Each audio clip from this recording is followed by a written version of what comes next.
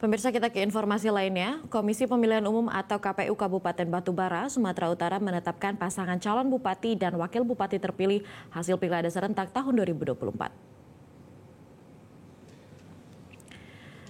Rapat pleno terbuka penetapan pasangan calon bupati dan wakil bupati Batubara terpilih digelar pada Kamis 9 Januari 2025 yang dihadiri seluruh komisioner KPU Batubara, tim pemenangan pasangan calon bupati dan wakil bupati, pengurus partai politik Forkopimda dan Bawaslu Batubara.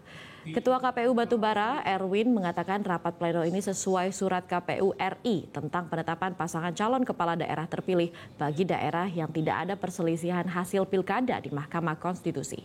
Dalam rapat pleno ini, KPU Batubara menetapkan pasangan nomor urut 2, Baharudin Siagian dan Syafrizal sebagai pasangan calon bupati dan wakil bupati terpilih dengan perolehan 81.358 suara.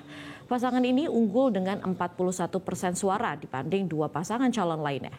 Sementara itu, Baharudin Siagian yang hadir secara virtual karena sedang melaksanakan ibadah umroh menyampaikan apresiasi kepada seluruh penyelenggara pilkada, Forkopimda, dan masyarakat Batubara atas terselenggaranya pilkada dengan aman dan lancar.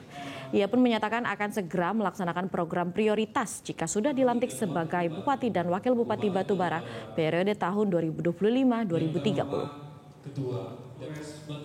Hari ini yaitu melakukan penetapan pasangan calon bupati dan wakil bupati terpilih atas nama Bapak Haji Baharudin Siagian dan Bapak Syafrizal.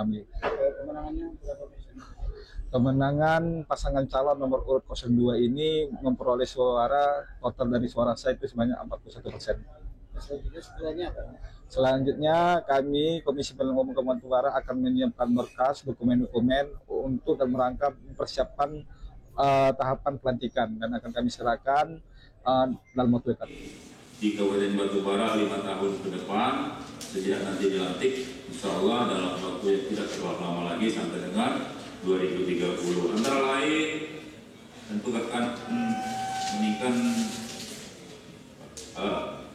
prioritas pembangunan kita, yang pertama di bidang kesehatan, bidang pendidikan, dan juga peningkatan kawasan, baik itu kawasan industri maupun kawasan pelabuhan yang ada di Kabupaten Batubara.